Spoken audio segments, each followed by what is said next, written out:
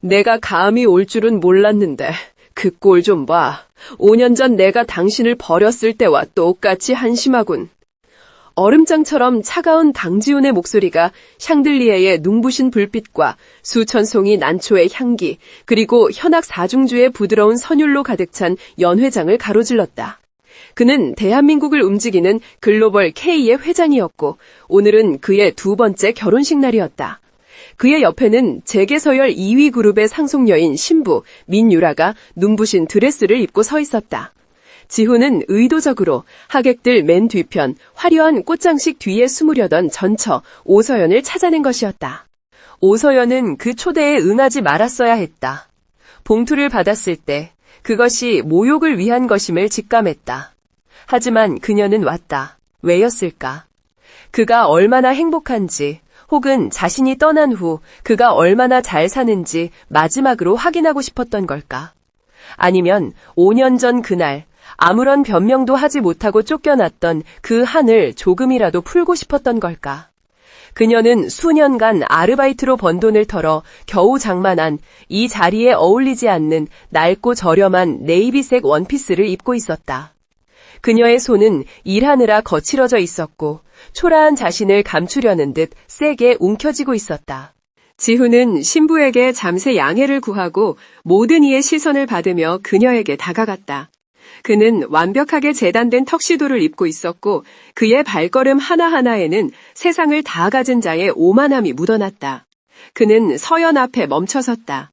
그에게서 풍기는 값비싼 향수 냄새가 서연의 숨을 턱 막히게 했다. 5년이라는 시간이 흘렀지만 그는 더 차가워지고 더 접근하기 어려워 보였다. 그리고 그는 마치 벌레를 보듯 경멸 어린 시선으로 그녀를 훑어보며 저 잔인한 말을 내뱉었다. 서연은 입술을 깨물었다. 눈물이 핑 돌았지만 여기서 울 수는 없었다. 서연이 겨우 입을 열어 무어라 대꾸하려던 바로 그 순간이었다. 연회장 구석 직원용 통로 근처에 세워둔 대형 화분 뒤에서 작고 다급한 목소리가 정적을 깨뜨렸다. 엄마, 배고파요. 여기 너무 시끄러워. 그 목소리에 이어 작은 그림자 3개가 튀어나왔다. 안전요원이 당황하며 그들을 막으려 했지만 아이들은 재빨리 인파를 헤치고 서연에게로 달려왔다. 낡았지만 깨끗하게 다려입은 똑같은 디자인의 스웨터를 입은 두 남자아이와 색이 바랜 분홍색 원피스를 입은 여자아이가 서연의 다리를 붙잡고 매달렸다. 엄마, 그 순간 지훈의 세상이 무너져 내렸다. 아이들의 얼굴, 특히 두 남자아이의 얼굴은 그가 어릴 적 앨범에서 수백 번은 보았던 바로 자신의 어릴 적 모습과 소름 끼칠 정도로 똑같았다. 날카로운 턱선, 높은 콧대, 그리고 무엇보다도 고집세고 차가워 보이는 그 눈매. 그건 의심할 여지 없는 강씨 가문의 유전적 표식이었다. 여자아이는 서연을 조금 더 닮았지만 그 눈동자만은 지훈의 그것을 빼다 박았다. 지훈의 뇌가 그 어떤 논리적인 사고도 거부한 채 얼어붙었다. 신부인 민유라가 어색한 정적을 깨고 조심스럽게 다가왔다. 그녀의 아름다운 얼굴은 혼란과 당혹감으로 일그러져 있었다. 지훈 씨, 이 아이들은 누구예요? 그녀의 목소리는 떨리고 있었다. 하지만 그 질문에 대답할 수 있는 사람은 아무도 없었다. 연회장 가장 앞쪽 상석에 앉아있던 지훈의 어머니 신 회장의 얼굴은 이미 핏기가 가신 채 새하얗게 질려 있었다. 그녀는 손에 들고 있던 와인잔을 놓쳤다. 찡그랑 하는 날카로운 파열음과 함께 최고급 크리스탈 잔이 대리석 바닥에 부딪혀 산산조각 났고 붉은 와인이 마치 피처럼 바닥을 적셨다. 지훈은 그 자리에 못 박힌 듯 서 있었다. 그의 머릿속에서는 5년 전 그날의 기억이 폭풍처럼 휘몰아쳤다. 그날은 비가 억수같이 쏟아지는 밤이었다. 그는 어머니인 신 회장이 내민 증거들을 보고 이성을 잃었다. 서연이 낯선 남자와 호텔 입구에서 찍힌 누군가 의도적으로 조작한 흐릿한 사진 몇 장, 그리고 그녀가 불임이라는 진단이 적힌 위조된 병원 진단서. 아들아, 저 여자는 네게 어울리지 않아. 네 아이를 낳을 수도 없는 몸으로 감히 너를 속이고 글로벌 K의 안주인 자리를 탐낸 것이다. 어머니의 차가운 목소리가 그의 분노에 불을 지폈다. 그는 자신의 핏줄, 후계자를 무엇보다 중요하게 생각하는 사람이었다. 그런데 감히 자신을 속이고 불임이라는 사실을 숨긴 채 자신과 결혼했다는 사실에 배신감으로 몸을 떨었다. 그는 그날 밤 집으로 돌아와 다짜고짜 서연의 뺨을 때렸다. 그리고 그 증거들을 그녀의 얼굴에 집어던졌다. 서연은 울면서 매달렸다. 아니에요. 지훈 씨, 제발 이건 오해야. 날 믿어줘요. 하지만 지훈은 아무것도 듣지 않았다. 그는 그녀의 눈물을 위선이라고 생각했다. 더러운 여자, 감히 나를 속여? 당장 내 집에서 꺼져. 다시는 내 눈앞에 나타나지 마. 그는 그녀가 임신 테스트기를 숨기려다 떨어뜨린 것을 보지 못했다. 그녀가 절박하게 그의 바지가랑이를 붙잡았을 때 그는 그녀를 뿌리쳤고 그녀는 차가운 대리석 바닥에 쓰러졌다. 그는 비서에게 당장 이혼 서류를 준비하라고 소리쳤고 그날로 그녀를 빈손으로 쫓아냈다. 그는 그녀가 그 빗속에서 어디로 갔는지 어떻게 살았는지 단 한 번도 궁금해하지 않았다. 그에게 오서연은 그저 자신의 완벽한 인생에 잠시 끼어들었던 오점이었고 배신자였으며 불임의 여자였다. 오늘 그는 그 불임의 여자를 자신의 화려한 결혼식에 초대했다. 그녀에게 자신이 얼마나 잘 사는지, 그녀 없이도 얼마나 완벽한 가정을 이룰 수 있는지를 보여주며 그녀의 가슴에 마지막 못을 박고 싶었다. 그것이 그의 유치하고 잔인한 복수였다. 하지만 지금 그의 눈앞에 서 있는 것은 무엇인가? 불임이라던 여자가 자신과 똑같이 생긴 새 아이의 엄마가 되어 나타났다. 이보다 더 잔인하고 완벽한 아이러니가 또 있을까? 정신을 차린 서연은 자신이 무슨 짓을 했는지 깨달았다. 이곳은 아이들이 있을 곳이 아니었다. 이 지옥 같은 자리에서 당장 벗어나야 했다. 그녀는 겁에 질려 우는 막내딸 태희를 품에 안아들었다. 그리고 두 아들의 손을 다급하게 붙잡았다. 가자, 어서 여기서 나가자. 그녀는 수군거리는 하객들의 시선을 엠비치며 마치 도망치듯 연회장 출구를 향해 몸을 돌렸다. 그녀의 어깨는 수치심과 공포로 가늘게 떨리고 있었다. 그녀는 단 한순간도 뒤돌아보지 않고 오직 이 자리를 벗어날 생각뿐이었다. 서연이 몇 걸음 옮겼을 때 그녀의 등 뒤에서 지훈의 목소리가 터져나왔다. 그것은 분노인지 혼란인지 아니면 절망인지 알 수 없는 야수와도 같은 포효였다. 당신, 거기 서! 그 목소리는 연회장 전체를 쩌렁쩌렁 울렸고 도망치려던 서연의 발걸음을 그 자리에 얼어붙게 만들었다. 강지호는 그 자리에 얼어붙은 오서연을 향해 단 한 걸음도 움직이지 않았다. 그의 포효가 텅 빈 연회장에 메아리 쳤지만 서연은 공포에 질린 아이들을 끌어안고 뒤도 돌아보지 않은 채 출구를 향해 절박하게 내달렸다. 그녀가 아이들을 데리고 사라지자 연회장을 가득 채웠던 충격과 정적은 곧 걷잡을 수 없는 혼돈과 웅성거림으로 변했다. 신부 민유라의 얼굴은 핏기 하나 없이 창백했고 그녀의 아버드는 당장이라도 모든 것을 엎어버릴 듯한 분노의 시선으로 지훈을 쏘아보고 있었다. 수천 명의 하객들은 저마다 이 전대미문의 스캔들을 어떻게 해석해야 할지 몰라 술렁였다. 하지만 지훈의 분노는 서연이나 하객들을 향한 것이 아니었다. 그의 얼음장 같은 시선은 오직 한 사람, 연회장 상석에서 시종의 부축을 받으며 간신히 서 있는 그의 어머니 신 회장에게 고정되어 있었다. 그는 신부와 그녀의 가족에게는 짧은 사과나 변명조차 건네지 않았다. 잠시 실례하겠소. 그는 하객들을 향해 말하는 것인지 아니면 신부 측을 향해 말하는 것인지 모를 한마디를 내뱉고는 망연자실한 신부를 그 자리에 남겨둔 채 곧장 귀빈실로 향했다. 그의 발걸음은 마치 지진이라도 일으킬 듯 무겁고 분노에 차 있었다. 귀빈실 문이 거칠게 열리고 닫혔다.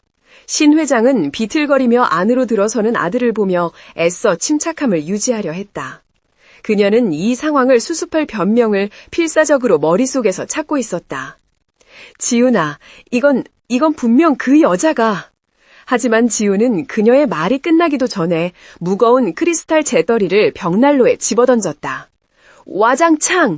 굉음과 함께 최고급 대리석 벽이 깨져나갔다. 저 아이들 뭡니까? 지훈의 목소리는 끓어오르는 용암처럼 낮고 위험했다. 어머니께서 말씀하셨잖습니까? 그 여자는 불임이라고. 신 회장은 아들의 그토록 무서운 눈빛을 본 적이 없었다. 그녀는 순간적으로 공포에 질렸지만 이는 수십 년간 재계를 호령하던 총수의 가면을 다시 썼다. 그건... 그녀는 떨리는 목소리를 가다듬고 소파에 주저앉았다. 그래, 그건 사실이다. 의사의 진단서까지 네 눈으로 확인하지 않았느냐. 저건 다 사기야. 그 천한 것이 네 결혼식을 망치고 어떻게든 돈을 뜯어내려고 너와 닮은 아이들을 어디서 구해온 것이 틀림없다. 그녀의 목소리는 히스테릭하게 변해갔다. 신 회장은 아들의 팔을 붙잡고 애원하듯 말했다. 지훈아, 제발 저런 더러운 속임수에 넘어가선 안 된다. 당장 사람을 시켜 저 여자를 사기죄로 고소해야 해. 감히 네 결혼식에 흙탕물을 끼얹다니. 내가 당장... 그녀는 비서를 부르기 위해 인터폰을 집어들여 했다. 하지만 지훈은 그녀의 손을 차갑게 뿌려쳤다. 사귀라고요? 그의 입가에 냉소가 걸렸다. 어디서 그렇게 저와 똑같이 생긴 아이 셋을, 그것도 새 쌍둥이를 한꺼번에 구해온단 말입니까? 지훈은 어머니의 말을 믿고 싶었다. 그것이 지난 5년간 자신이 지켜온 신념이자 오서연을 증오할 수 있었던 유일한 이유였기 때문이다. 그 여자가 불임이고 자신을 속였다는 사실, 그것이 무너진다면 자신의 5년은, 그리고 오늘 이 결혼식은 대체 무엇이 된단 말인가? 하지만 아이들의 그 겁에 질린 눈망울이, 자신을 빼닮은 그 얼굴이 뇌리에서 떠나지 않았다. 어머니 말이 사실이기를 진심으로 바랄 겁니다. 그는 더 이상 그 어떤 질문도 하지 않고 귀빈실을 나섰다. 남겨진 신 회장은 다리가 풀려 바닥에 주저앉았고 그녀의 얼굴은 공포로 하얗게 질려 있었다. 그날 밤 지훈은 신혼여행은커녕 신부의 얼굴조차 보지 않았다. 글로벌 K 본사 최고층 회장실은 한밤중임에도 불구하고 대낮처럼 불이 환했다. 그는 엉망이 된 턱시도 차림 그대로 거대한 책상 뒤에 앉아 있었다. 김비서. 그의 부름에 그림자처럼 대기하고 있던 김비서가 사무실 안으로 들어섰다. 네, 회장님. 김비서는 오늘 결혼식장에서 일어난 모든 일을 목격했고 지금 이 순간 회장에게 필요한 것이 무엇인지 정확히 알고 있었다. 오서연, 5년 전 그날부터 오늘까지 단 하나도 빠짐없이 24시간 안에 모든 것을 알아내. 지훈의 목소리에는 그 어떤 감정도 실려있지 않았다. 어디서 사는지, 무슨 일을 하는지, 어떻게 살아왔는지. 그리고 그는 잠시 말을 멈췄다. 그 아이들에 대한 모든 것을, 출생 기록, 병원 기록, 유치원, 무엇이든 찾아내. 알겠습니다. 김 비서는 굳은 표정으로 고개를 숙이고 조용히 회장실을 빠져나갔다. 김 비서가 나간 뒤 지훈은 거대한 통유리창 앞으로 걸어갔다. 서울의 야경이 발 아래 화려하게 펼쳐져 있었지만 그의 눈에는 아무것도 들어오지 않았다. 5년 전 그는 어머니의 말을 철석같이 믿었다. 사랑했던 만큼 배신감은 컸고 그는 서연에게 일말의 변명할 기회조차 주지 않았다. 그는 자신의 결정에 한치의 의심도 없었다. 하지만 오늘 그 견고했던 확신에 거대한 균열이 생기기 시작했다. 만약 그 아이들이 정말 자신의 아이들이라면 그는 생각만 해도 끔찍한 그 가정을 애써 지워버리려 했다. 그는 회장실 한쪽에 있는 비밀금고로 다가갔다. 그곳에는 회사의 중요한 기밀 서류들과 함께 그가 차마 버리지 못한 몇 안 되는 개인적인 물건들이 보관되어 있었다. 그는 무언가를 찾는 듯 금고 안을 뒤적였다. 그러다 그의 손가락 끝에 작고 차가운 금속의 감촉이 닿았다. 그것은 그가 완전히 잊고 있었다고 생각했던 아주 작은 은색 열쇠였다. 낡고 빛이 바랜 봉황 문양이 새겨진 작은 열쇠. 그것은 그가 결혼 선물로 서연에게 주었던 오르골의 열쇠였다. 순간 지훈의 머릿속에 잊고 지냈던 기억이 파편처럼 스쳐 지나갔다. 이건 세상에 하나뿐인 곡이야. 당신처럼. 그가 직접 작곡한 서툰 멜로디. 서연은 그 조악한 오르골을 세상에서 가장 소중한 보물처럼 끌어안고 기뻐했었다. 그는 5년 전 서연을 쫓아내던 날 그 오르골도 함께 창밖으로 던져버리라고 비서에게 지시했던 것을 기억했다. 그런데 어째서 이 열쇠만은 자신의 금고 깊숙한 것에 남아있었던 걸까? 그는 자신도 모르게 그 열쇠를 쥐고 있었다는 사실에 소름이 끼쳤다. 열쇠는 그의 손안에서 차갑게 식어 있었다. 밤이 지나고 새벽이 밝아왔지만 지우는 단 1분도 눈을 붙이지 못했다. 약속된 24시간이 되기 몇 시간 전 김비서가 초췌한 얼굴로 회장실 문을 열고 들어왔다. 그의 손에는 얇은 서류 봉투 하나가 들려 있었다. 보고 드립니다. 김비서는 봉투를 지훈의 책상 위에 올려놓았다.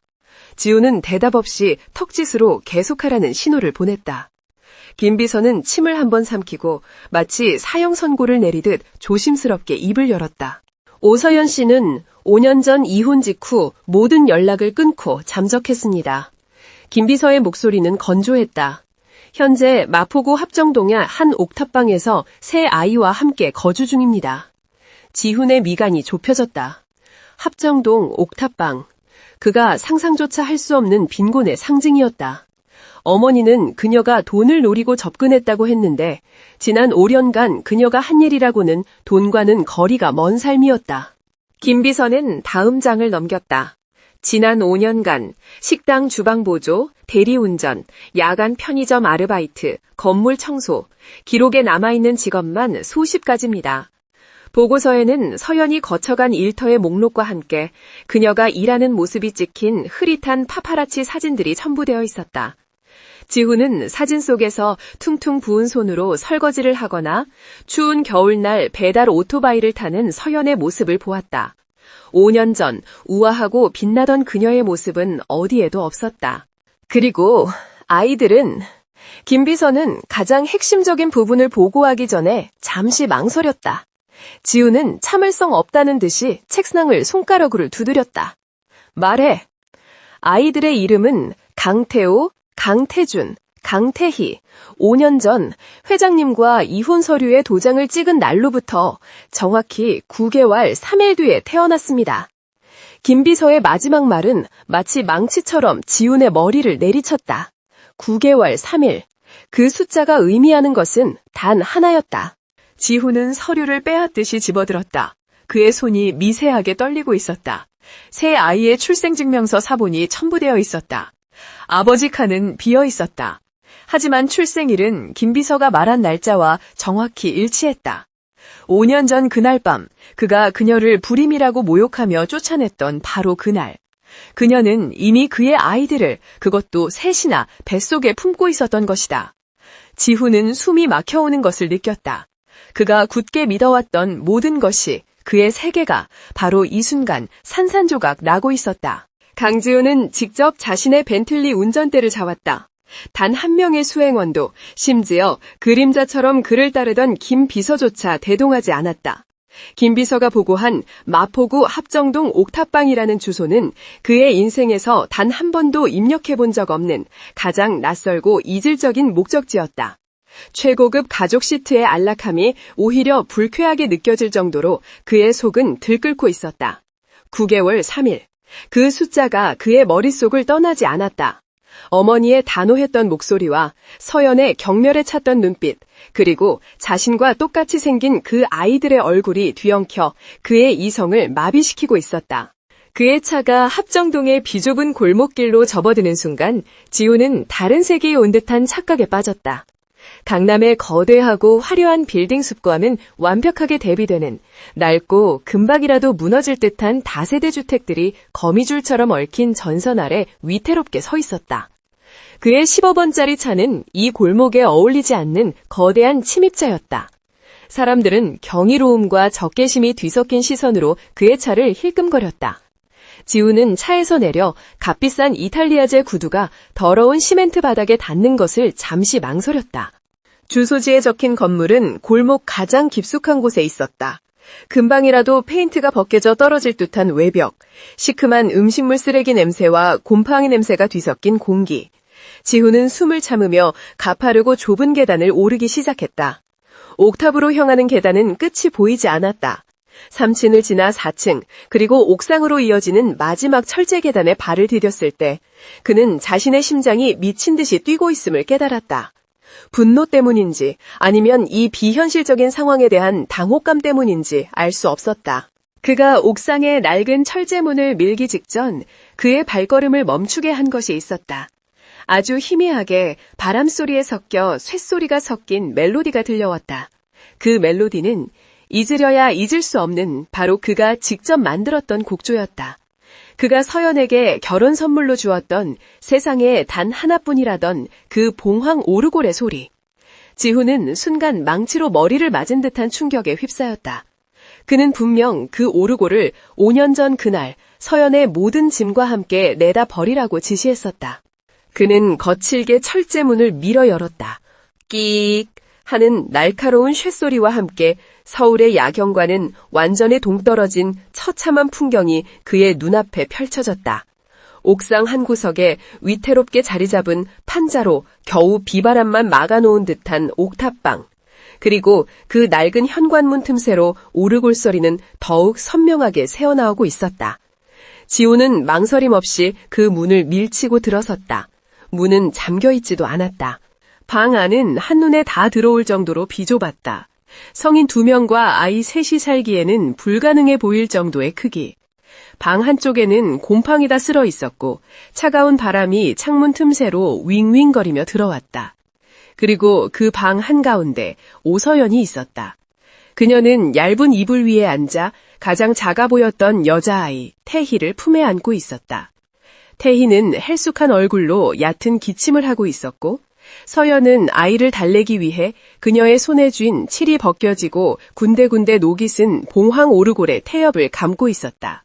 두 남자아이 태호와 태주는 방구석에서 달아빠진 그림책을 보고 있다가 낯선 남자의 등장에 비명을 지르며 서연의 등 뒤로 숨었다. 아이들의 공포에 질린 눈이 지훈을 향했다.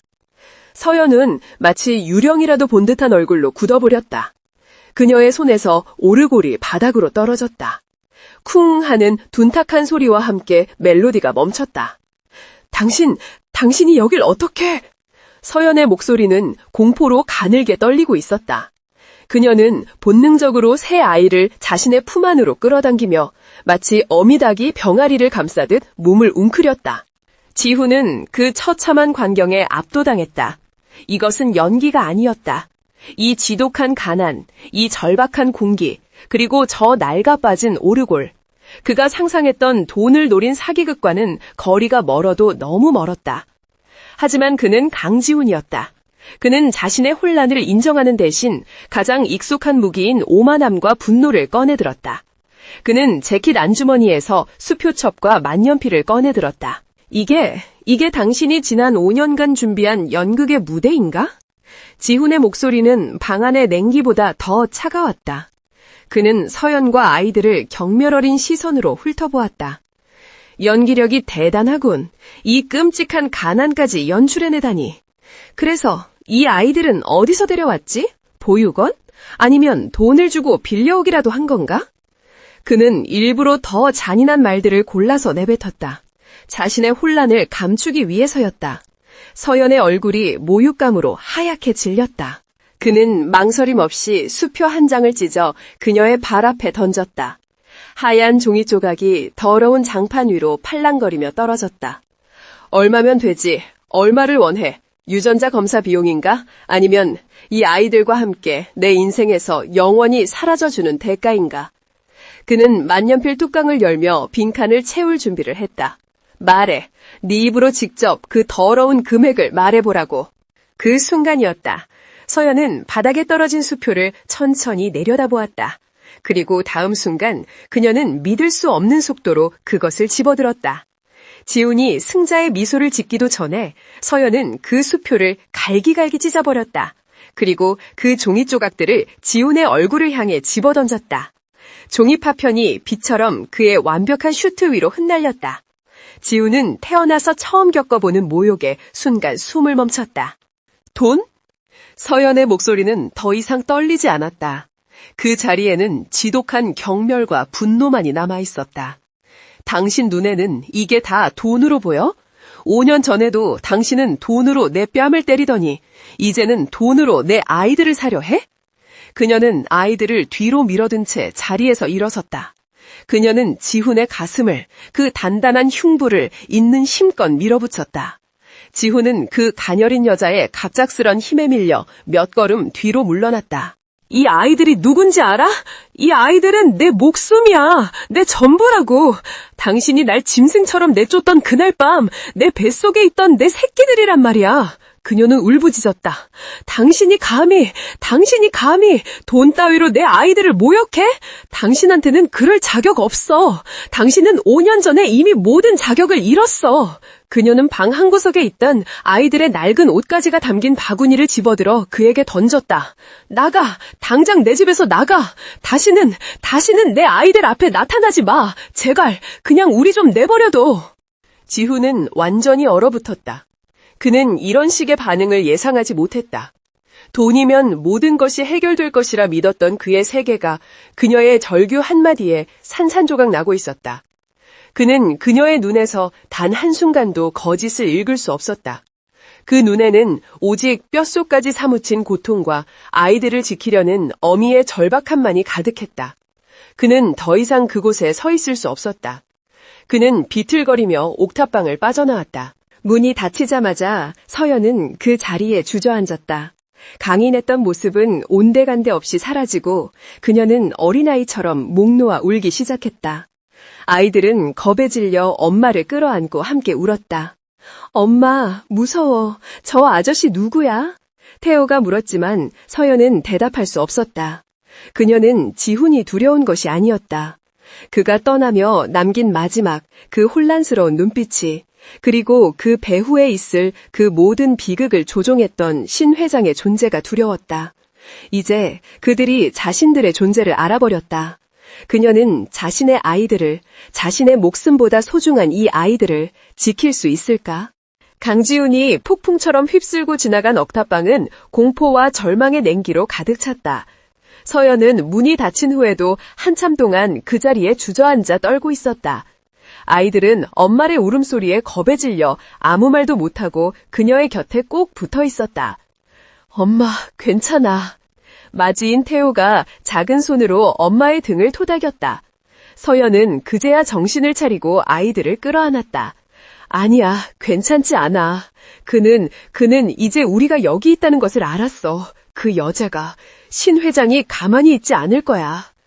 그녀의 가장 큰 두려움은 지훈이 아니라 그 배후에 있는 괴물, 신 회장이었다. 그녀의 공포가 현실이 되는 데는 오랜 시간이 걸리지 않았다. 그날 밤 늦은 식당 아르바이트를 마치고 차가운 새벽 공기를 가르며 옥탑방으로 돌아온 서연은 방 한가운데에 싸늘하게 쓰러져 있는 태희를 발견했다. 아이의 몸은 불덩이처럼 뜨거웠지만 입술은 새파랗게 질려 있었고 숨소리조차 들리지 않았다. 태희야, 눈 좀 떠봐, 제발. 서연은 피가 얼어붙는 듯한 비명을 지르며 아이를 안아들었다. 옆에서 자고 있던 태호와 태준이도 놀라 잠에서 깨어 울음을 터뜨렸다.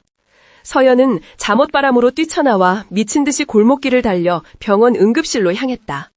그녀의 심장은 이미 발밑으로 떨어져 산산조각 나고 있었다. 낯설고 차가운 병원 복도, 응급실의 소독약 냄새가 서연의 폐부를 찔렀다. 몇 시간 같은 몇 분이 흐르고 의사가 심각한 표정으로 그녀를 불렀다. 아이의 상태가 매우 심각합니다. 의사의 목소리는 냉정하고 무감정했다. 정밀검사 결과 중증 재생불량성 빈혈입니다. 서연은 그 낯선 의학 용어를 이해할 수 없었다. 그게 무슨 병인가요? 그냥 심한 감기가 아니고요. 의사는 고개를 저었다.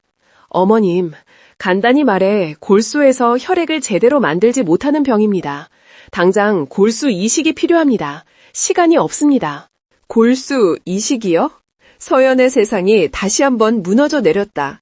의사는 지체할 시간이 없다며 당장 가족들의 조직적 합성 항원 HLA 검사를 진행하자고 했다. 서연은 자신의 피를 뽑고 겁에 질려 우는 두 아들 태호와 태준이의 팔을 붙잡고 검사를 받았다. 그녀는 간절히 기도했다. 제발 저라도, 아니면 두 아이 중 하나라도 맞게 해달라고. 그녀가 믿지도 않는 신에게 수천 번 빌고 또 빌었다. 하지만 잔인한 운명은 그녀의 마지막 희망마저 짓밟았다. 다음 날 의사는 그녀에게 청천벽력 같은 소식을 전했다. 유감스럽게도 어머님과 두 아들님 모두 태희 양과 조직이 일치하지 않습니다. 서연은 병원 복도에 그대로 주저앉았다. 일치하지 않는다.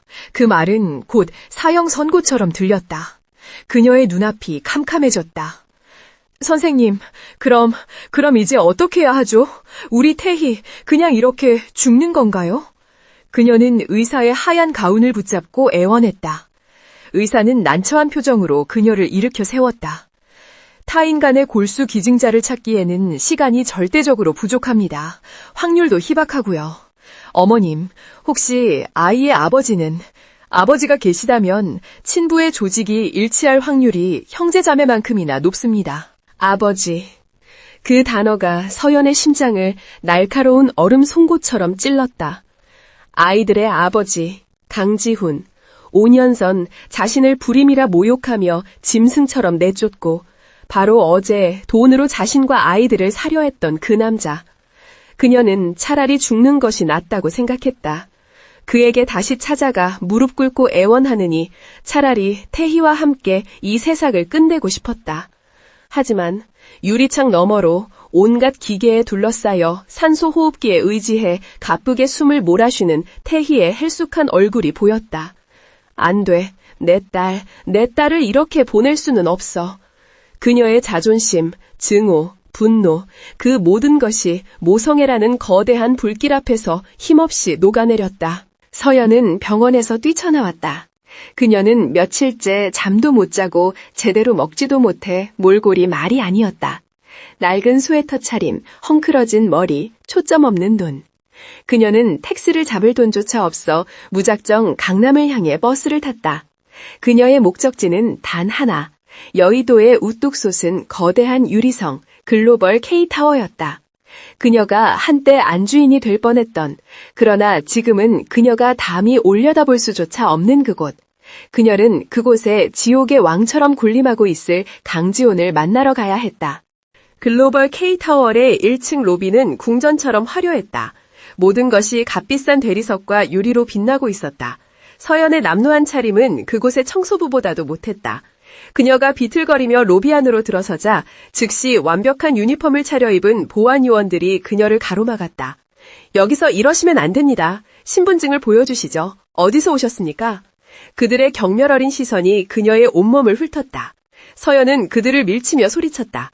강지훈 회장 만나러 왔어요. 당장 그 사람 좀 만나게 해줘요. 제발, 급한 일이란 말이에요.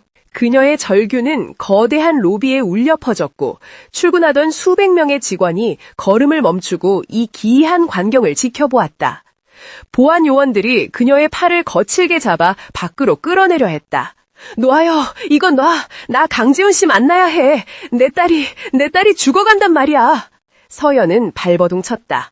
그 순간 로비 중앙의 회장 전용 엘리베이터 문이 띵 하는 소리와 함께 열리고 임원진 몇 명을 대동한 강지훈이 모습을 드러냈다. 그는 막 중요한 이사회를 주재하러 가는 길이었고 그의 얼굴은 어제 옥탑방 일로 인해 극도로 날카로워져 있었다. 지훈은 로비의 소란과 그 중심에 있는 나측은 그러나 어제보다 훨씬 더 처참하게 망가져버린 여자의 모습에 미간을 찌푸렸다. 보안 요원들이 그에게 달려와 90도로 고개를 숙였다. 회장님, 죄송합니다. 이 여자가 무단으로. 지훈이 무어라 말하기도 전에 서연은 그를 발견했다. 그녀는 요원들의 손을 뿌리치고 마치 마지막 남은 힘을 다 짜내듯 그를 향해 달려갔다. 그리고 쿵 하는 둔탁한 소리와 함께 그 차갑고 단단한 이탈리아산 대리석 바닥에 무릎을 꿇었다. 그녀는 지훈의 바지가랑이를 붙잡았다. 수백 명의 눈이 지켜보고 있었다. 몇몇은 이미 핸드폰 카메라를 꺼내 이 말도 안 되는 장면을 찍기 시작했다. 글로벌 K의 총수가 웬 거짓골을 한 여자에게 발목을 잡힌 채 서 있었다. 제발 살려주세요. 서연의 목소리는 갈라져 거의 들리지 않았다. 그녀는 고개를 들 힘도 없는지 이마를 바닥에 대고 빌었다. 회장님, 아니 지훈 씨, 내 딸 우리 태희가 지금 죽어가요. 병원에서 골수 이식이 필요하대요. 그녀는 울음조차 사치라는 듯 메마른 목소리로 단어들을 토해냈다. 지훈은 그 자리에 얼어붙었다. 그는 어제 옥탑방에서 자신에게 찢어준 수표를 집어던지던 그 당당하고 도끼 넘치던 여자가 지금 자신의 발밑에서 이마를 찌으며 빌고 있다는 사실을 믿을 수가 없었다. 이것도 연기인가? 수백 명의 직원이 보는 앞에서 글로벌 K의 회장 발밑에 무릎 꿇고 딸을 살려달라고 애원하는 이 처절한 연극을 대체 왜 하는가? 하지만 그녀의 어깨를 적신 축축한 얼룩과 그녀의 몸에서 나는 지독한 절망의 냄새는 너무나도 생생했다. 의사가 그랬어요. 아빠가 있어야 한다고. 제발 검사 한 번만 받아주세요. 만약 당신이 아니라면 내가 평생 당신 눈앞에서 사라질게요. 내 목숨이라도 줄게요. 제발 우리 태희 좀 살려주세요. 서연은 더 이상 말도 잇지 못하고 대리석 바닥에 엎드려 짐승처럼 통곡하기 시작했다. 이사회를 위해 모여있던 임원들은 당혹감에 어쩔 줄 몰라하며 지훈의 눈치만 살폈다. 지훈은 주먹을 꽉 쥐었다. 그의 완벽하게 통제되던 세교에 다시 한번 거대한 균열이 가고 있었다. 재생불량성 빈혈, 골수 이식, 아빠, 이 단어들이 그의 머릿속을 헤집어 놓았다. 만약 저것이 연기가 아니라면, 만약 어제 그 옥탑방에서의 분노가 진심이었고 오늘의 이 절망 또한 진심이라면 그는 이 혼란의 끝을 봐야만 했다. 그는 이 끔찍한 진실 혹은 거짓의 종지부를 찍어야만 했다. 그는 옆에 서 있던 김 비서를 향해 고개를 돌렸다. 이사, 취소해. 그리고 병원 알아봐. 지훈은 서연을 일으켜 세우지도 그녀에게 말을 걸지도 않았다. 그는 그저 병원으로 향했다. 서연은 마치 죄인처럼 혹은 영혼이 빠져나간 인형처럼 그의 뒤를 따랐다. 병원은 글로벌 K의 강지훈 회장이 직접 방문했다는 소식에 발칵 뒤집혔다. 병원장이 직접 나와 90도로 허리를 숙이며 그를 응대했다. 지훈은 어떤 질문도 어떤 감정 표현도 없이 묵묵히 검사에 응했다. 그의 팔에서 차가운 피가 뽑혀나갔다. 그는 검사 내내 유리창 너머 중환자실에 누워있는 그 작고 헬쑥한 여자아이를 바라보았다. 자신의 딸일지도 모르는 혹은 자신을 파멸시키기 위한 도구일지도 모르는 저 아이를. 기다림의 시간은 지옥이었다. 서연은 중환자실 앞 복도바닥에 주저앉아 달아빠진 묵주도 없이 기도만 반복했다. 지훈은 병원장이 내어준 최고급 이사장실에 앉아 있었지만 그의 신경은 온통 검사 결과에 쏠려 있었다. 그는 어제 옥탑방에서 들었던 그 낡은 오르골 소리를 떠올렸다. 그가 찢어버린 수표, 그리고 그의 발밑에서 울부짖던 서연의 처절한 모습. 이 모든 것이 거대한 태풍이 되어 그를 덮치고 있었다. 그는 어머니, 신 회장의 얼굴을 떠올렸다. 만약 어머니가 날 속인 거라면 그 가정만으로도 온몸에 소름이 돋았다. 마침내 지훈의 핸드폰이 울렸다. 병원장이었다. 그는 VIP 병실에서 전화를 받았다. 김 비서가 긴장된 얼굴로 그를 지켜보고 있었다. 회장님, 결과가 나왔습니다. 병원장의 목소리는 평소와 달리 흥분과 당혹감이 섞여 있었다. 지훈은 마른 침을 삼켰다. 그의 목소리가 자신도 모르게 잠겨 있었다. 말해. 우선 조직 적합성 항원 검사 결과 믿을 수 없을 정도입니다. 회장님은 태희 양과 100% 일치합니다. 형제 자매 간에도 이렇게 완벽하게 일치하기는 어려운데 이것은 기적입니다. 당장 수술 준비를. 병원장의 기쁨에 찬 목소리가 지훈의 귀에는 들리지 않았다. 100% 일치. 그의 머릿속은 그 사실만으로도 이미 하얗게 변해 있었다. 하지만 아직 끝나지 않았다.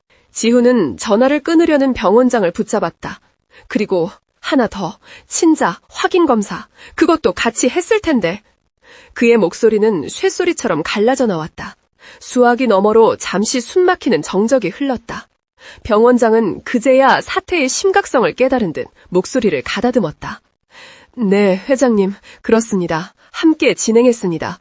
결과는 99.999%. 회장님이 새 아이 강태호, 강태준, 그리고 강태희 양의 친부가 확실합니다. 딸깍. 지훈의 손에서 핸드폰이 바닥으로 떨어졌다. 최고급 스마트폰이 대리석 바닥에 부딪혀 산산조각 났다. 99.999%. 그 숫자는 거대한 망치가 되어 그의 세계를 산산조각 냈다. 그가 지난 5년간 믿어왔던 모든 것, 그가 서연을 증오했던 이유, 그가 오늘 다른 여자와 결혼하려 했던 명분, 그 모든 것이 거짓이었다. 5년 전 어머니가 내밀었던 그 불임 진단서가, 그 외도 사진이 모두 거짓이었음이 이 순간 증명되었다. 그는 속았다. 자신의 어머니에게, 자신이 가장 믿었던 사람에게 완벽하게 속았다. 그는 자신의 손으로 자신의 아이들을, 그리고 그가 유일하게 사랑했던 여자를 지옥으로 밀어넣었던 것이다. VIP 병실 바닥에 산산조각난 스마트폰은 강지훈의 무너져 내린 세계를 상징하는 듯했다. 99.999%, 그리고 100% 일치. 그 숫자들이 그의 뇌를 마비시켰다. 지난 5년간 그가 굳건히 쌓아 올렸던 확신의 성벽, 오서연을 향한 증오, 그리고 어머니에 대한 절대적인 신뢰가 한순간에 잿더미로 변해버렸다. 그는 바보였다. 아니, 괴물이었다. 그는 자신의 손으로 자신의 아이들과 그 아이들의 어머니를 5년이라는 긴 시간 동안 지옥의 구렁텅이에서 살게 했다. 그의 심장이 차갑게 식어버린 것 같았다. 김비서. 지훈이 마침내 입을 열었다. 그의 목소리는 쇳소리처럼 거칠고 메마른 생명력 없는 소리였다. 그는 방금 자신의 아버지가 아니라 자신의 아버지를 죽인 원수를 만난 사람처럼 보였다. 네, 회장님. 김비서는 감히 고개를 들지 못했다. 이 모든 비극의 시작을, 5년 전 그날 밤의 부당한 해고 명령을 그 역시 알고 있었기에 그는 공범이나 마찬가지였다. 지훈의 고통이 그에게도 전염되는 듯했다. 당장 병원장 연결해. 지훈의 목소리에는 어떠한 감정도 실려있지 않았다. 오직 기계적인 명령만이 존재했다. 수술, 지금 당장 준비하라고 해. 내가 필요한 모든 것, 이 병원에 있는 최고의 자원, 지금 당장 전부 투입해. 그는 김비서의 대답을 기다리지도 않고 VIP 병실 문을 박차고 나갔다. 그의 목적지는 단 하나, 자신의 딸이 죽어가고 있는 중환자실 앞 복도였다. 복도 바닥에 주저앉아 있던 오서연은 마치 사형 집행을 기다리는 죄수처럼 초점 없는 눈으로 허공만 바라보고 있었다. 그녀는 이미 눈물조차 다 말라버린 상태였다. 그때 병실 문이 열리고 지훈이 걸어 나왔다. 그의 얼굴은 분노인지 절망인지 모를 감정으로 끔찍하게 일그러져 있었다. 서연은 본능적으로 몸을 움츠렸다. 그가 다가와 또다시 무슨 모욕적인 말을 던질까, 아니면 검사 결과를 빌미로 아이들을 빼앗아가겠다고 협박할까 두려웠다. 하지만 지훈은 그녀의 몇 걸음 앞에서 멈춰섰다. 그는 그녀를 똑바로 쳐다보지 못했다. 그의 시선은 그녀의 발치, 그 더럽고 낡은 신발에 머물렀다. 이 신발을 신고 그녀는 지난 5년간 얼마나 차가운 바닥을 내디뎠을까. 그는 차마 그녀의 얼굴을, 그 고통으로 일그러진 눈을 마주할 용기가 없었다. 그는 자신의 죄를 정면으로 바라볼 수가 없었다. 그는 서연을 지나쳐 중환자실 유리창으로 다가갔다. 유리 너머 작은 몸에 온갖 튜브를 꽂은 채 가쁘게 숨을 쉬고 있는 태희의 모습이 보였다. 그의 딸, 그가 하마터면 자신의 손으로 죽일 뻔했던. 그는 유리창에 이마를 기댔다. 태희야. 그가 입 밖으로 내지 못한 이름이 그의 가슴 속에서 피처럼 터져나왔다. 아빠가 미안해. 그는 속으로 수천 번 용서를 구했다. 그 순간 그의 차가운 심장에 5년 만에 처음으로 뜨거운 무언가가 차오르는 것을 느꼈다. 잠시 후 병원장과 최고의 의료진이 그에게 달려왔다. 그들의 얼굴에는 흥분과 경외감이 동시에 서려 있었다. 회장님, 기적입니다. 당장 수술 준비를. 병원장의 목소리는 격앙되어 있었다. 지훈은 그들을 돌아보며 말했다. 가장 빠른 시간으로 1분 1초라도 지체하지 마. 만약 내 딸이 잘못되면 이 병원 통째로 날아갈 줄 알아. 그것은 회장의 협박이 아니라 절박한 아버지의 애원이었다. 그리고 그는 서연에게 단 한마디 말도 없이 수술 준비실로 향했다. 서연은 이 모든 상황을 이해할 수 없었다. 의사들이 분주하게 움직이기 시작했고 간호사 중 한 명이 그녀에게 다가와 흥분된 목소리로 말했다. 어머님, 기적이 일어났어요. 강지훈 회장님께서 태희와 조직이 100% 일치하신대요. 지금 당장 골수기증 수술을 준비하고 계세요. 태희, 이제 살 수 있어요. 그 말에 서연은 귀를 의심했다. 강지훈이? 그가 태희를 살리기 위해 자신의 골수를 내어준다고? 옥탑방에서 돈으로 아이들을 사려 했던 그가? 그녀는 안도감보다 더 큰 혼란에 휩싸였다. 그가 자신의 아이라는 것을 인정한다는 뜻인가? 그렇다면 왜 5년 전에는? 그녀의 머릿속은 수만 가지 질문으로 뒤엉켰다. 하지만 지금은 그 어떤 질문도 중요하지 않았다. 태희가 살 수 있다. 그것이 유일한 진실이었다. 그녀는 다리에 힘이 풀려 그 자리에 주저앉으려 했지만 간호사의 부축을 받고 겨우 정신을 차렸다. 한편 강지훈은 수술을 위한 마지막 검사를 받고 있었다. 그의 몸은 대한민국에서 가장 비싼 몸이었고 사소한 수술 하나에도 이사회의 승인이 필요할지 모를 일이었다. 하지만 지금 그는 글로벌 K의 회장이 아니었다. 그는 그저 자신의 딸에게 생명을 나눠주어야 하는 한 아버지일 뿐이었다. 그는 수십억짜리 맞춤 정장을 벗고 병원의 얇고 소독약 냄새가 나는 환자복을 입었다.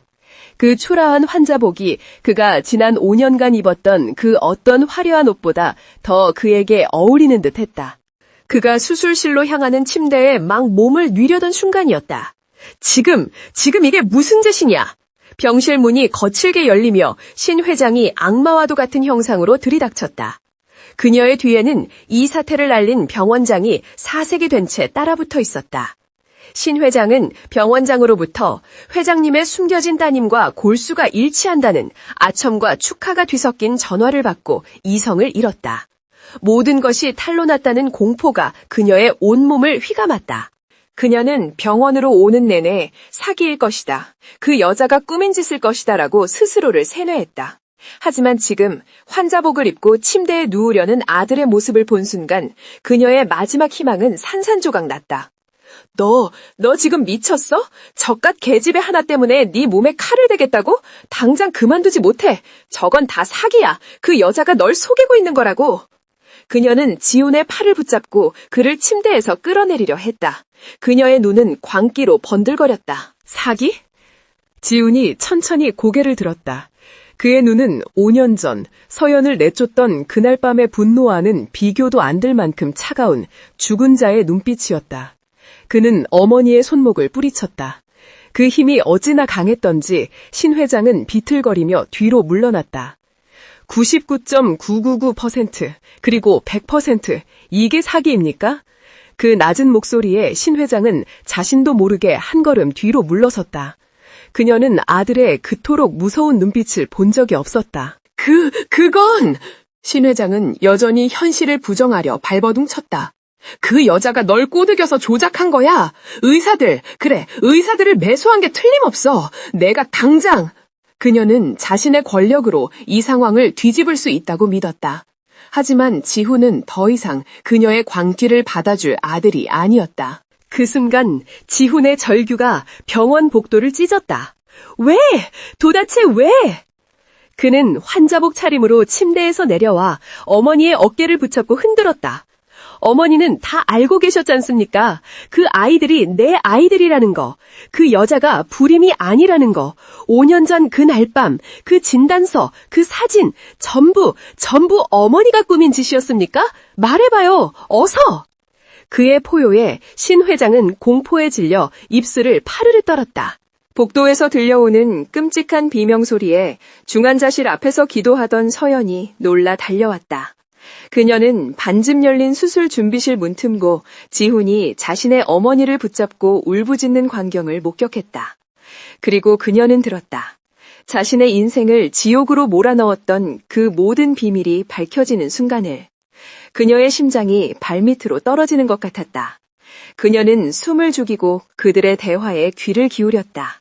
말씀하세요. 어머니가 어떻게 나한테, 내 아이들한테. 지훈의 목소리는 절망으로 갈라지고 있었다. 그는 더 이상 글로벌 K의 회장이 아니었다. 그는 어머니에게 배신당한 아들이었고 자신의 아이들을 알아보지 못한 죄인이었다. 그의 눈에서 뜨거운 눈물이 솟구쳤다.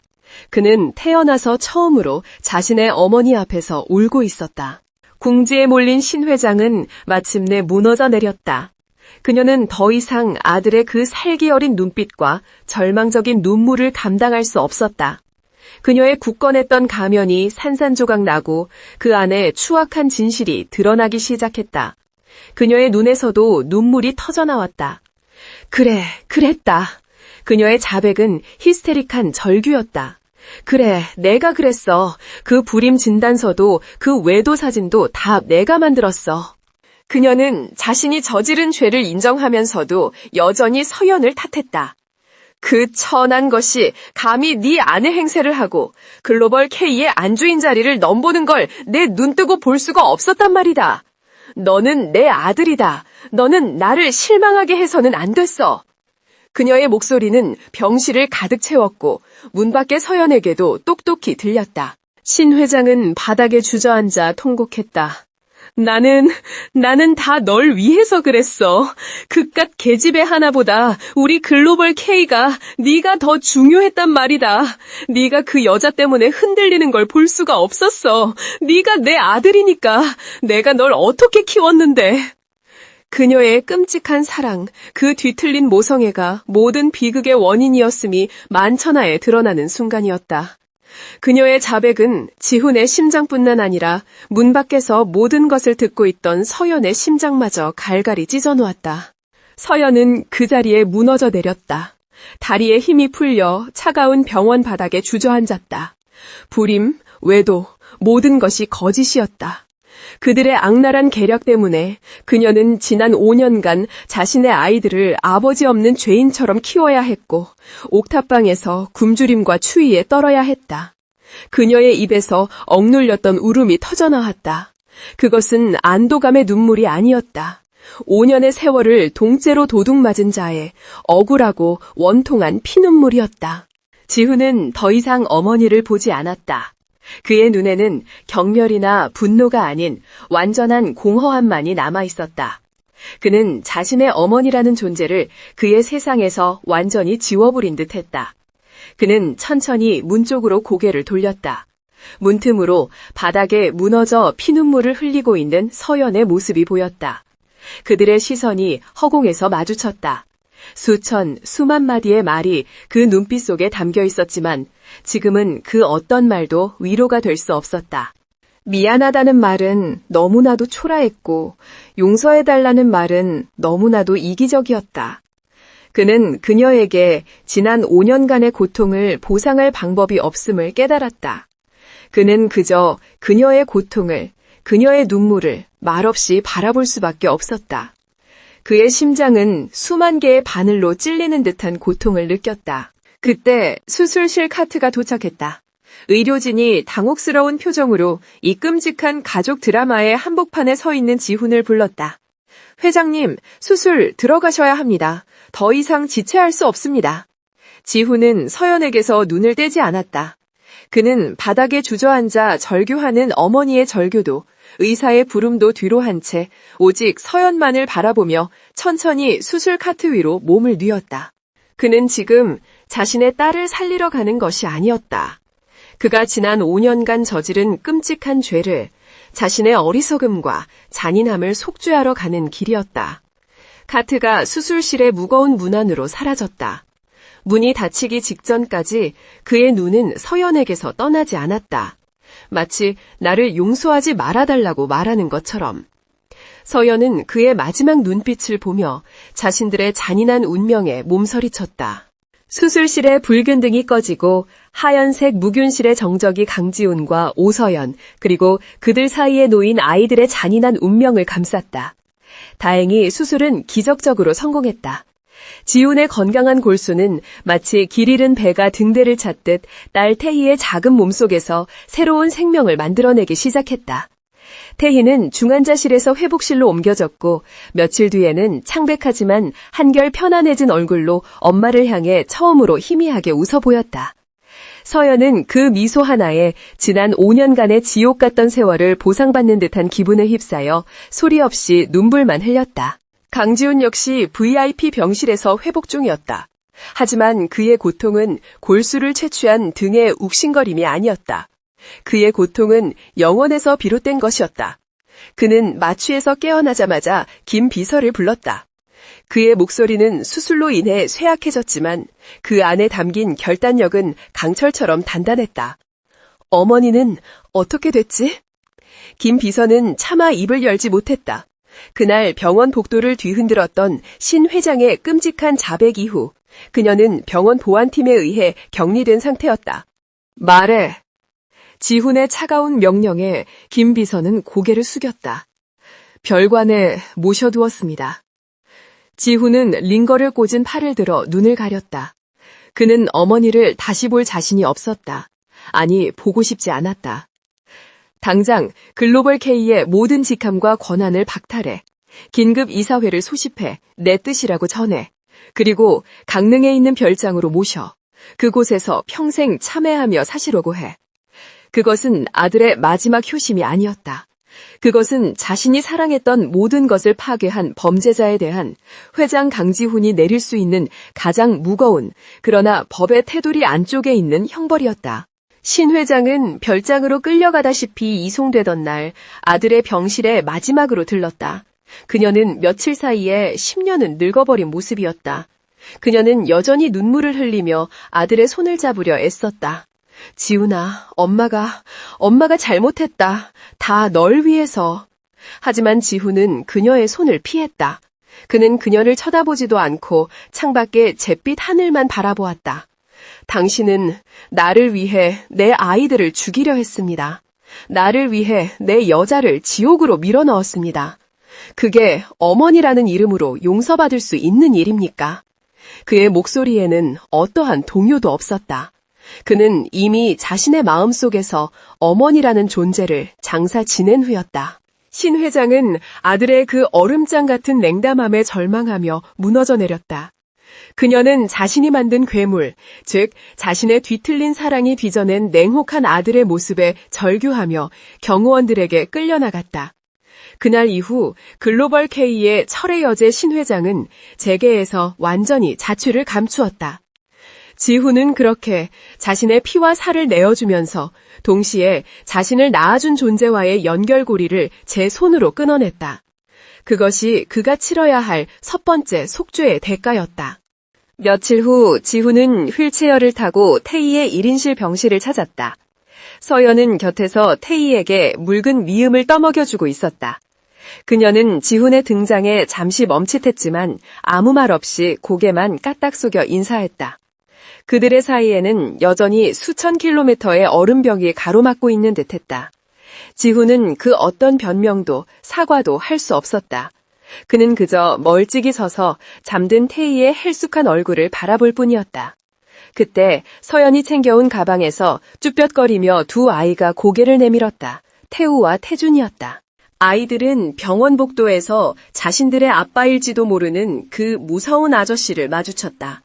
지훈은 두 아이를 보고 순간 숨을 멈췄다. 자신과 똑같이 생긴 두 아이, 자신의 핏줄.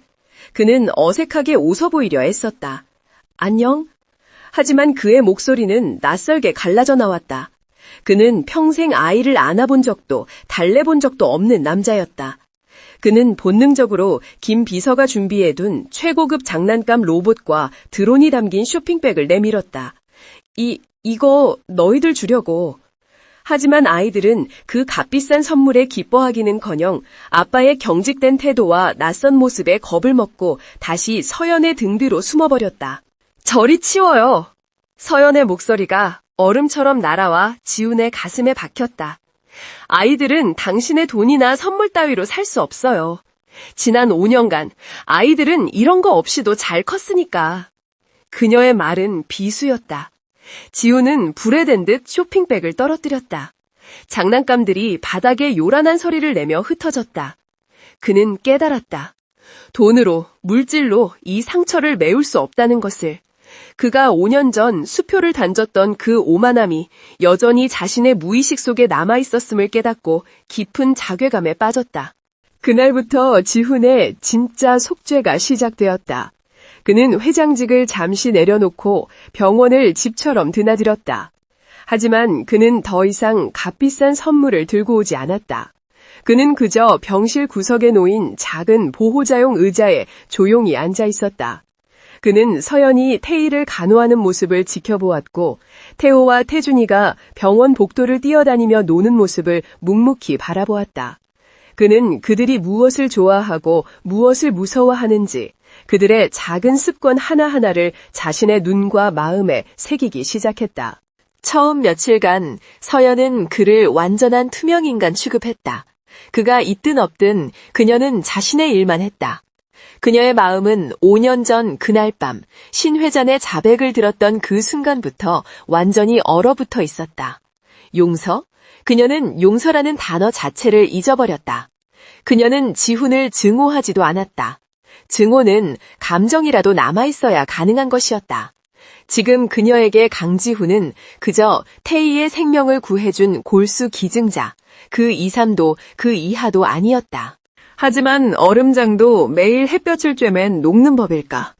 태희가 기적적으로 회복하고 퇴원하던 날, 지훈은 그들을 옥탑방으로 돌려보낼 수 없었다.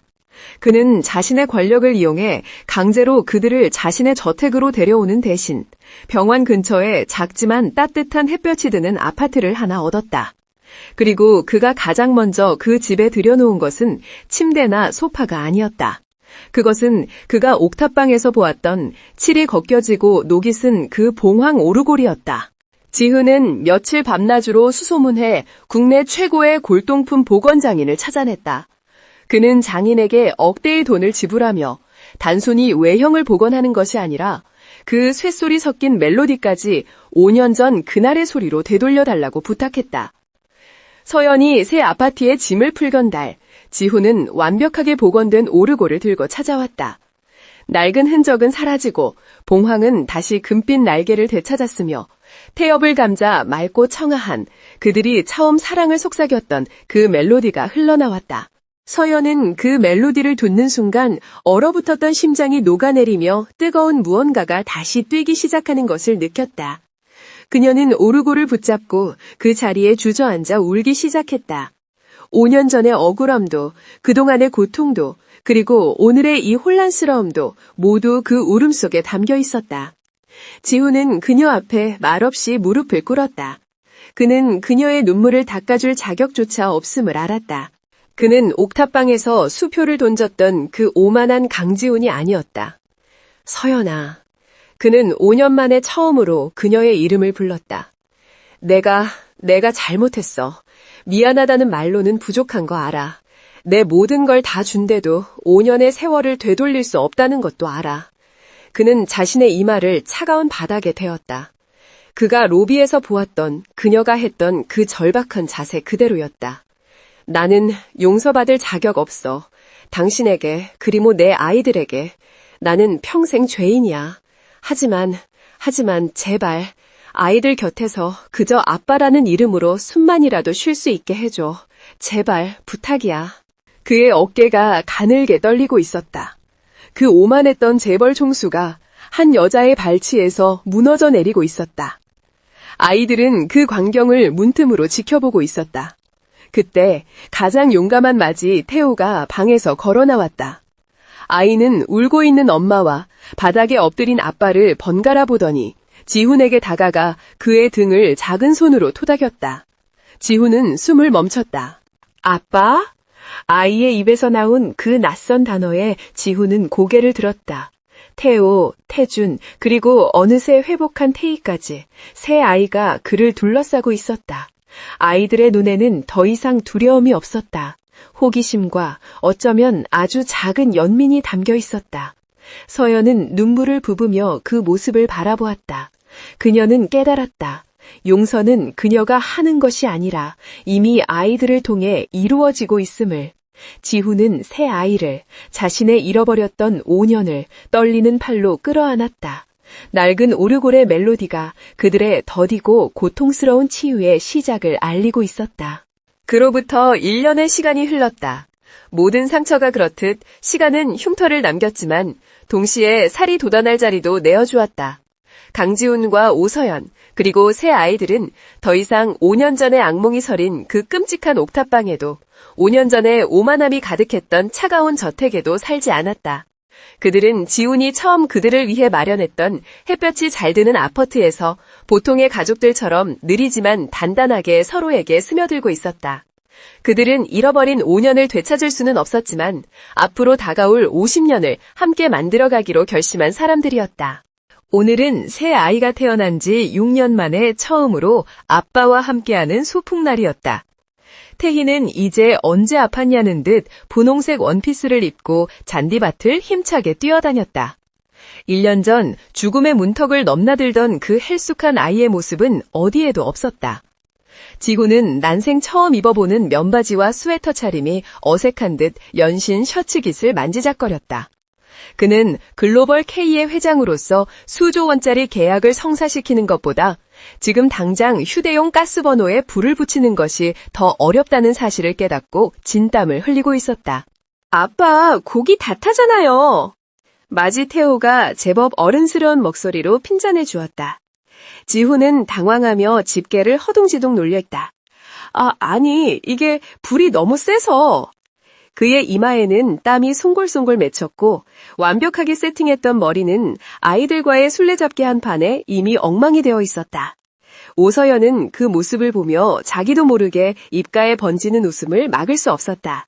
지난 5년간, 아니 6년간 그녀가 단 한 번도 지어보지 못했던 마음 편한 진짜 웃음이었다.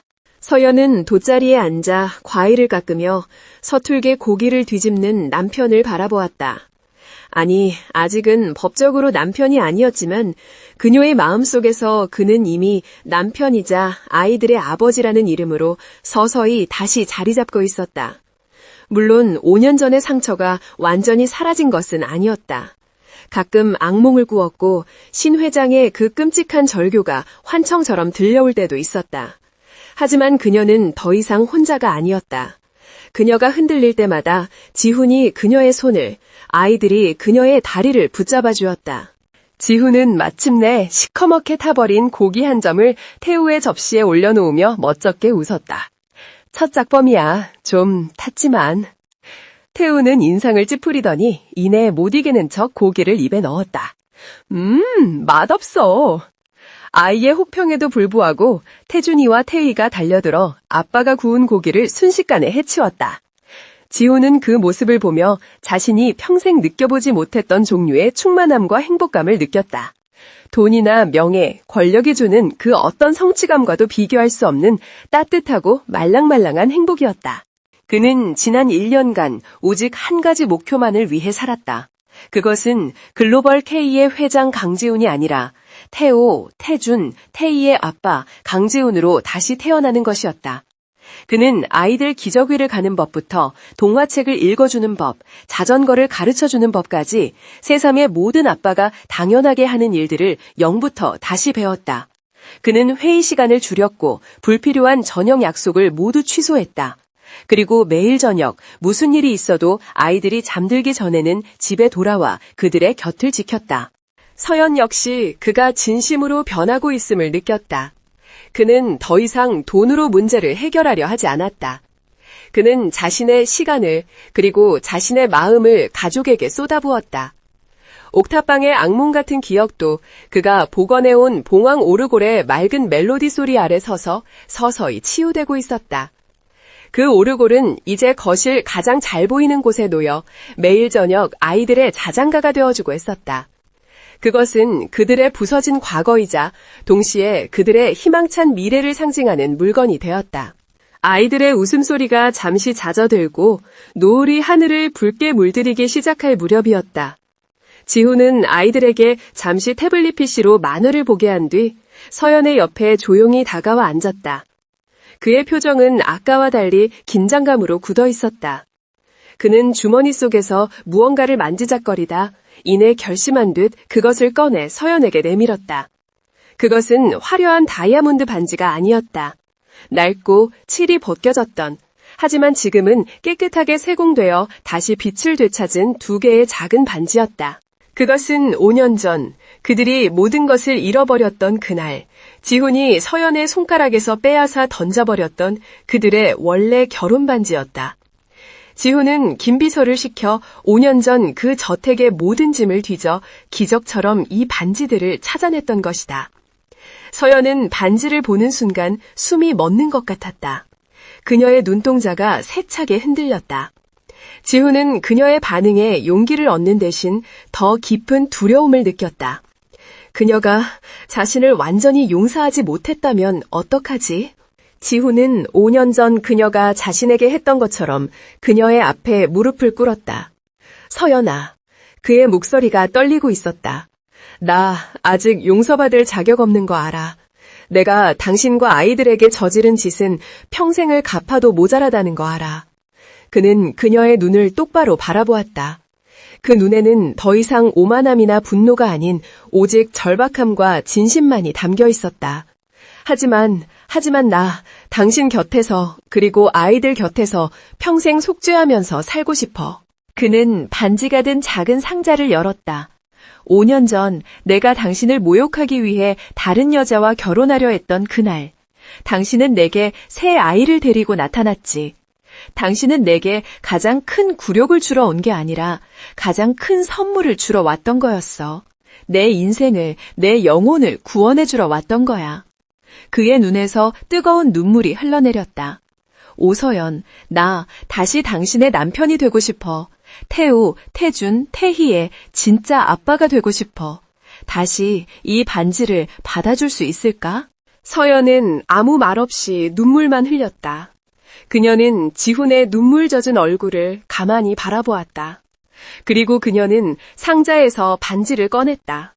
하지만 그녀는 자신의 손가락에 반지를 끼는 대신 지훈의 거칠어진 왼손을 잡았다. 그리고 그녀는 남자의 반지, 지훈의 반지를 들어 그의 네 번째 손가락에 천천히 끼워주었다. 지훈은 놀라 그녀를 바라보았다. 서연은 눈물 속에서 환하게 웃었다. 바보, 뭘 그렇게 어렵게 말해. 그녀는 지훈의 뺨을 감쌌다. 당신은 이미 1년 전에 태희에게 당신의 생명을 나눠주었을 때, 그리고 내 앞에서 그 여자, 신 회장의 죄를 물었을 때 이미 내 남편이었고 아이들의 아빠였어. 그녀는 자신의 반지를 집어들어 지훈의 손에 쥐어주었다. 당신이 직접 끼워줘요. 5년 전처럼, 아니 5년 전보다 훨씬 더 단단하게. 지훈은 떨리는 손으로 그녀의 손가락에 반지를 끼워주었다. 5년의 세월을 돌아 그들의 인연이 다시 제자리를 찾은 순간이었다. 만화를 보던 아이들이 어느새 달려와 두 사람을 얼싸안았다. 엄마, 아빠, 결혼하는 거야? 와, 신난다! 아이들은 그저 엄마 아빠가 껴안고 있다는 사실만으로도 행복해하며 잔디밭을 뒹굴었다. 지훈은 서연에 끌어안았고 서연은 지훈의 품에 기댔다. 5 식구는 그렇게 붉은 노을 아래 하나가 되었다. 그들의 이야기는 비극으로 시작되었지만 진정한 가족의 의미를 깨닫는 희망의 서사시로 끝을 맺었다. 지훈과 서연의 치유의 여정은 이제 막 시작되었을 뿐이었다.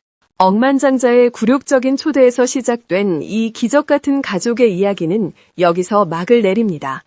강재훈과 오서현 그리고 새쌍둥이는 돈이나 명예가 아닌 용서와 희생이야말로 진정한 가족을 지탱하는 힘이라는 것을 우리에게 보여주었습니다. 여러분은 두 번째 기회를 믿으시나요? 그리고 진정한 사랑이 과거의 그 어떤 끔찍한 상처도 치유할 수 있다고 믿으십니까? 여러분의 생각을 아래 댓글로 남겨주세요. 오늘 TTT3의 사본이 들려드린 이 이야기가 여러분의 마음에 깊은 울림을 주었다면 좋아요와 구독 버튼을 누르는 것을 잊지 마세요. 저희는 다음 주 더욱 감동적인 이야기로 여러분을 찾아뵙겠습니다. 감사합니다.